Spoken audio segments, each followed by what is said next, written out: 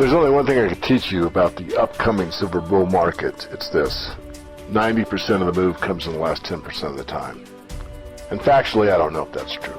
What I do know is it is true from the last bull market, and what we also know is it's true from past markets, bull markets.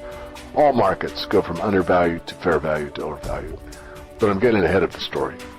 Think about that statement. Would you be happy to capture 90% of any market move? What this means is you could be waking up right now to the precious metal story and build your wealth, even starting after what appears to be a 10-year bull market and a long 2-year consolidation. What if the entire precious metals market that averages 17 years is about 12 years into the cycle, with 5 years to go, and perhaps the last year making perhaps 90% of that move? That's a full 4 years from now. If the last year or so of this market is the most explosive and gold explodes, are you ready to take those gains? And if you were, how would you feel at the end of that year? Now, is the market really going to make the major move in the last year? Probably not. However, the more you know about the facts, the better you're able to prepare yourselves for what's coming. Take a look at the past. Look at the housing bubble. The most excitement, largest gains happened going into the top.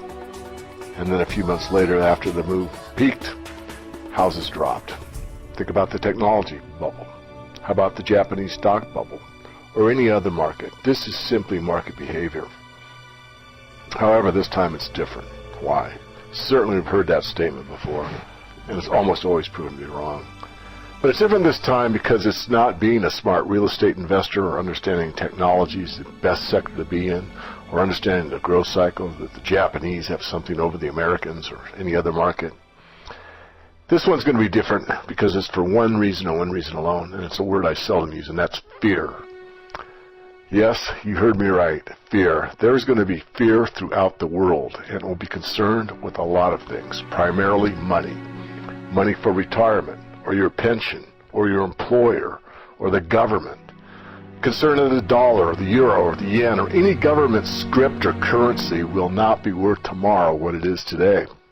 Worried that the system is truly cracking up and the plans you made based on solid evidence a decade ago are now invalid, and you need to take action yourself.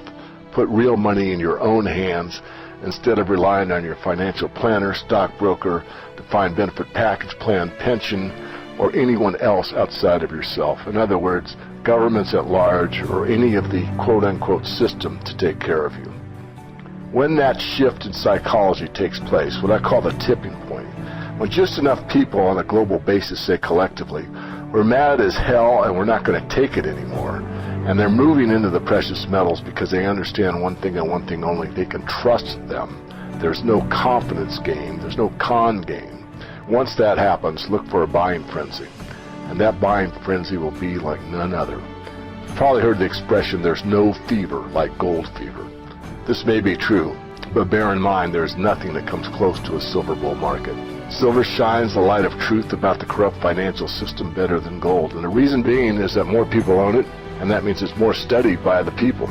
They understand the dynamics of the silver market. And of course we're talking about a very few, very small minority of the people. But it doesn't take a lot more to move into this market. So how high could silver go? As we brace ourselves for the final chapter in the US dollar as the reserve currency of the world, let's take a look at history. In 1980, as the nation was still reeling from the Carter-era inflation, investors were buying up precious metals. Silver peaked at about $50 an ounce. Adjusted for inflation using CPI numbers, that's about $143 today. There's still an opportunity in the market, even at $30 silver. Why? Because if I'm correct, the majority of the move lies ahead. If you didn't capture that run from 5 to 30, and you're willing to buy at 30 and it goes from 30 to 300, as an example, I think you'd be quite happy with that kind of return. Buy real, get real, be real.